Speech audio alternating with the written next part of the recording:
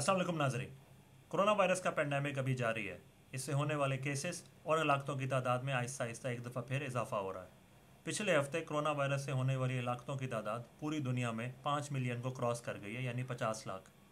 The economist और pandemic के data पर नज़र रखने वाले दूसरे इदारे इस बात की तहकीक कर रहे हैं कि हो सकता है कि कोरोना वायरस से होने वाली हलाकतों की तादाद इससे 10 गुना ज़्यादा हो, जो कि एक बहुत बड़ा नंबर होगी।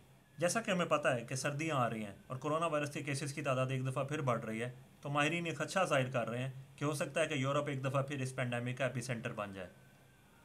बहुत से ममालिक ऐसे हैं जहाँ पे वैक्सीनेशन कैंपेन्स कामयाब हुई हैं और उन्होंने अपनी पॉपुलेशन की 2/3 से ज़्यादा परसेंटेज को जो है वैक्सीन लगा दी है। ऐसे मुल्कों में पेंडेमिक तकरीबन ख़त्म हो गया है। लेकिन आपको ये जानकर बहुत ज़्यादा हैरानी होगी कि दुनिया के भी बहुत ज़्यादा मुल्क ऐसे हैं जहाँ पे वैक्सीनेशन रेट जो है 10% से भी कम है, जैसे साउथ एशिया, साउथ अमेरिका और अफ्रीका वगैरह। तो यहाँ पर पेंडेमिक जो है अपने असरात अभी मज़ीद दिखाएगा। ये तो थी बुरी खबर। अच्छी खबर यह है कि जिन ममालिक ने अपनी ज़्यादातर पॉपुलेशन को वैक्सीनेट कर लिया, उनके लिए पेंडेमिक तकरीबन ख़त्म हो गया है और उन ममालिक में ज़िंदगी जो है नॉर्मल की तरफ जा चुकी है। एक और बड़ी डेवलपमेंट ये हुई है कि इस वक्त मार्केट में एंटी कोविड पिल्स आ गई हैं, यानी आप कोरोना वायरस का इलाज आप टैबलेट या गोली से कर सकेंगे। यूके के सेक्रेटरी हेल्थ साजिद जावेद ने इस स्टेप को एक गेम चेंजर करार दिया है। तो आज के प्रोग्राम में हम इन्हीं पिल्स पर नज़र डालेंगे, इनके बारे में कुछ बेसिक इन्फॉर्मेशन आपको देंगे और साथ ही साथ ये देखने की कोशिश करेंगे कि क्या इन पिल्स के आने की वजह से कोरोना वायरस के खिलाफ हमारी जंग में एक नए बाब का आगाज़ हो चुका है। एक मिनट। इससे पहले कि हम अपने प्रोग्राम का बाकायदा आगाज़ करें, यहाँ पे एक नुक्ता बहुत ज़रूरी है जिसे डिस्कस करना चाहिए, और वो है कंस्पिरेसी थियरीज़। पूरे पेंडेमिक के दौरान हमने ये बात देखी है कि जब भी हम किसी नई चीज़ के बारे में बात करते हैं तो फ़ौरन कंस्पिरेसी थियरीज़ कुछ नई थियरीज़ लेकर सामने आ जाते हैं और उस चीज़ को रिजेक्ट करने की भरपूर कोशिश करते हैं। अब क्योंकि ये एंटी कोविड पिल्स जो है ये मार्केट में आ रही हैं, तो मेरा ख्याल से कंस्पिरेसी थियरीज़ बैठ गए होंगे गूगल के ऊपर और ये सर्च करने के लिए कि इन पिल्स के अगेंस्ट जो है कंस्पिरेसीज़ कैसे बनाएं। मेरा ख्याल ये कि कंस्पिरेसी थियरीस्ट अब कहेंगे कि इन पिल्स के अंदर मैग्नेट्स हैं, जिनके साथ उस चिप को एक्टिवेट किया जाएगा जो वैक्सीन के ज़रिए हमारे जिस्म में डाली गई है। और ये कहने की मेरे पास एक स्ट्रॉन्ग बेसिस है, क्योंकि जो कंस्पिरेसी थियरिस्ट हैं और जो उनके फॉलोअर्स हैं, उनकी सारी साइंस जो है वो मैग्नेट के गिर्द रिवॉल्व करती है। अपने स्कूल डेज़ में मेरा ख्याल में उन्होंने जो सबसे सोफिस्टिकेटेड डिवाइस यूज़ किया वो एक मैग्नेट था, और जो सबसे बड़ा एक्सपेरिमेंट उन्होंने परफॉर्म किया था वो मकनातीस और लोहे चून के ज़रों के साथ ही था। बहुत गुस्सा है मुझे कंस्पिरेसी थियरिस्ट पे। यह आहिस्ता आहिस्ता निकलता रहेगा, लेकिन फ़िलहाल प्रोग्राम का आगाज़ करते हैं। मोलपूरीनावेर।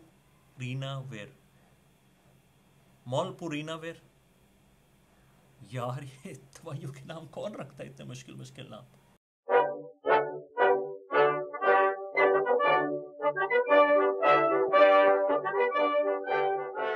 जो पहली एंटी कोविड पिल है वो मर्क कंपनी ने लॉन्च किया और उसका नाम है मोलनुपीरावेर। कह दिया, इसकी प्रोनाउंसिएशन आप खुद ही चेक कर लेना, लेकिन मुझे तो यही लग रहा है, मोलनुपीरावेर। ये दवा इस तरह काम करती है कि वायरस के जेनेटिक मटेरियल के अंदर दाखिल होकर उसके अंदर एक एरर पैदा कर देती है, जिसकी वजह से वायरस मल्टीप्लाई नहीं कर सकता और उसकी ग्रोथ जो है वो रुक जाती है। ये मेडिकेशन पहले फ्लू के लिए इस्तेमाल हो रही थी, लेकिन बाद में इसे एक्सपेरिमेंटल बेसिस पे कोविड के लिए इस्तेमाल किया गया है। रिसर्च उसी तरह है कि उसमें 2 ग्रुप लिए गए हैं। एक ग्रुप को जो है मोलनुपीराविर दी गई है, दूसरे को एक डमी पिल दी गई है, और उसके बाद उन्होंने रिजल्ट्स को कंपेयर किया है। 775 तकरीबन लोग थे जो इस रिसर्च में शामिल थे, और उसके बाद उन्होंने देखा है कि जिन लोगों में डमी पिल दी गई थी उनमें हॉस्पिटलाइजेशन की जो शरह थी वो 14% थी, जबकि जिन लोगों में ये दवाई दी गई उनमें हॉस्पिटलाइजेशन की जो शरह थी वो 7% थी। तो इन नताइज से ये बात पता चलती है कि वो लोग जो अपने सिम्टम्स के 3 से 5 दिन के अंदर ये दवाई लेंगे, उनमें हॉस्पिटलाइजेशन का जो रिस्क है वो 50% तक कम हो जाएगा। लेकिन ये दवाई उन लोगों के लिए सही है जिनके सिम्टम्स ज़्यादा शदीद नहीं थे, क्योंकि एक और रिसर्च इसी दवाई पर हो रही थी जिसे रोकना पड़ा, क्योंकि सवेयर केसेस में इस दवाई की अफादियत इतनी ज़्यादा नहीं थी। दूसरी एंटी कोविड पिल फाइज़र ने बनाई है, जिसका नाम उन्होंने पैक्सलोविड रखा है। पैक्सलोविड, ये नाम आसान है। फाइज़र के मुताबिक इसकी अफादियत 89% है, जिसका मतलब ये है कि अगर 100 लोग ये दवाई लेंगे तो उनमें से 89 लोगों को कोरोना वायरस के सिम्टम्स नहीं होंगे। यह तहकीक उन्होंने तकरीबन 1200 से ज़्यादा अफराद में की थी, और उसमें इसी तरह उन्होंने 2 ग्रुप बनाए थे। एक ग्रुप ने ये दवाई ली, दूसरे ग्रुप को एक डमी मेडिकेशन दी गई।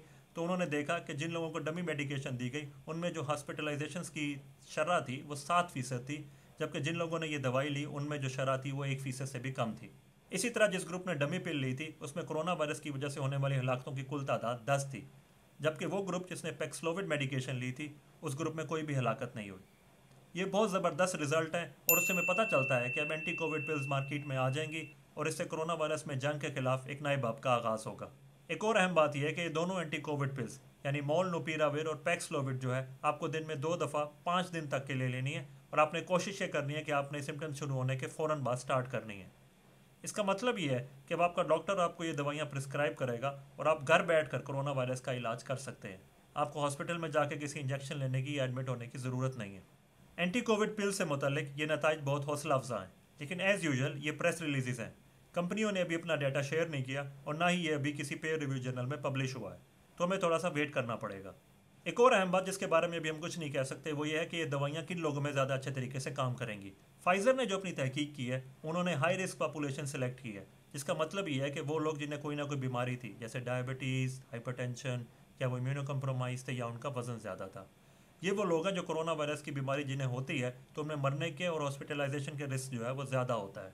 इन दवाइयों का एक अहम फ़ायदा ये भी है कि ये लोगों में दी जा सकती हैं जिन्हें किसी बीमारी की वजह से या एलर्जी की वजह से वैक्सीन नहीं लग सकती या जिन्हें वैक्सीन लगने के बाद स्ट्रॉन्ग इम्यूनिटी डेवलप नहीं हुई। लेकिन यहाँ पे एक बात समझ लेनी चाहिए कि ये दवाइयाँ किसी भी तरह वैक्सीन का अल्टरनेटिव नहीं है। वैक्सीन आपको बीमारी होने से बचाएगी और ये दवाइयाँ उस वक्त काम आएंगी कि अगर खुदा न खासा आपको बीमारी हो जाती है और आप में कोविड-19 के सिम्टम्स नज़र आ रहे हैं, तो इसलिए वैक्सीन लगाना अभी भी उतना ही ज़रूरी है।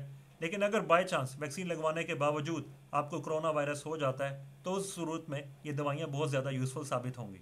एक बात जो हम बार बार डिस्कस कर रहे थे और आपने भी सुनी होगी कि ये पेंडेमिक किस तरह एंड होगा, तो उसमें साइंसी लिहाज से 2 मेन पहलू थे जिस पर हम गौर कर रहे थे। पहला पहलू तो ये था कि वैक्सीनेशन रेट इस हद तक बढ़ा दिया जाए कि अवाम में हर्ड इम्यूनिटी पैदा हो जाए, यानी ग्लोबल पॉपुलेशन का तकरीबन 2/3 हिस्सा जो है उसे वैक्सीन लग जाए। ये काम जो है वो सुस्त रवि का शिकार है और अभी तक हम ये टारगेट अचीव नहीं कर पाए। दूसरी अहम डेवलपमेंट ये थी कि कोई ऐसी एंटी वायरल एंटी कोविड पिल आ जाए जिसके ज़रिए से हम कोरोना वायरस का इलाज घर बैठे कर लें, अवाम को जो है हॉस्पिटल ना जाना पड़े। क्योंकि जब कोई वेव आती है तो हॉस्पिटल में बेड्स की कैपेसिटी कम हो जाती है, जिसकी वजह से कोरोना वायरस के मरीज़ों का इलाज प्रॉपरली नहीं हो सकता। अब आपका डॉक्टर जो है वो आपको ये दवाई लिख कर देगा, आप स्टोर से ये दवाई लेंगे और कोरोना वायरस के सिम्टम्स का इलाज घर पे करेंगे।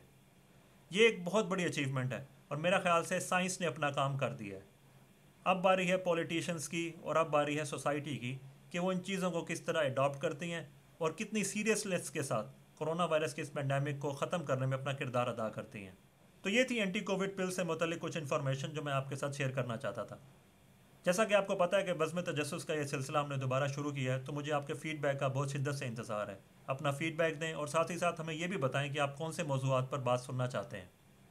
अपना ख्याल रखें। अल्लाह हाफ़िज़। मोलनुपीराविर, Paxlovid, मोलनुपीराविर, मोलनुपीराविर। The future does not belong to globalists. The future belongs to patriots. Black lives matter! Whole lives matter! Black lives matter! We are in this together, and we will get through this together. We will need even greater stores of resilience, patience, humility, and generosity in the months. If the future does not include being out there among the stars and being a multi-planet species, it's incredibly depressing if that's not the future that we're going to have. Stay hungry, stay foolish. Think on a planetary scale. Embrace the challenge we face. And do something we humans are very good at. Change the world.